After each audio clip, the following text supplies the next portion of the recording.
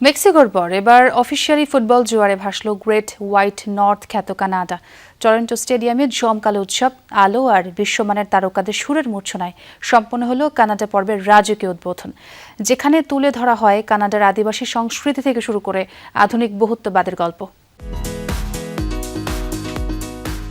৯৬ বছরের বিশ্বকাপ ইতিহাসে এই প্রথম ছেলেদের ফুটবল বিশ্বকাপের ম্যাচ আয়োজন। স্বাভাবিকভাবেই উত্তর আমেরিকার দেশ কানাডা জুড়ে এখন বইছে উৎসবের সুনামি।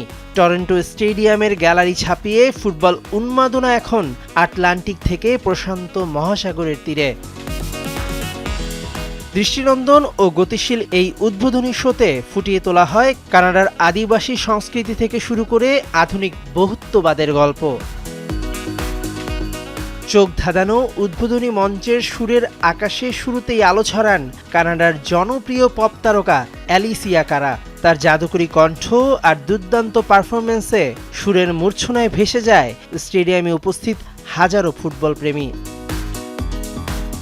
কানাডিয়ান ঐতিহ্যের সাথে গ্লোবাল ফিউশনের মেলবন্ধনে এরপরই মঞ্চে আগুন ধরান বলিউডের ড্যান্সিং সেন্সেশন নোরা ফাতেহি। তার চিরচেনা গ্ল্যামার আর নাচের ছন্দে পুরো গ্যালারিতে তৈরি হয় অভূতপূর্ব এক উন্মাদনা। সুর ও ছন্দের এই মহা উৎসবে বৈচিত্র্যের রং ছড়াতে একে একে মঞ্চে আসেন সমাদৃত গায়িকা জেসিকা রেইজ এবং ফিলিস্তিনি চিলিয়ান বৈশ্বিক তারকা এলিয়ানা। তবে দক্ষিণ এশীয় দর্শকদের জন্য সবচেয়ে বড় চমক ছিল বাংলাদেশি বংশোদ্ভূত আন্তর্জাতিক মিউজিশিয়ান ডিজে সঞ্জয়ের বিট ও ফিউশন মিউজিক। সবশেষ এই বর্ণিল আয়োজনের রাজকীয় সমাপ্তি টানেন কানাডার ঐতিহ্যবাহী ফোক ও সমসাময়িক সঙ্গীতের অন্যতম সেরা কণ্ঠশিল্পী উইলিয়াম প্রিন্স।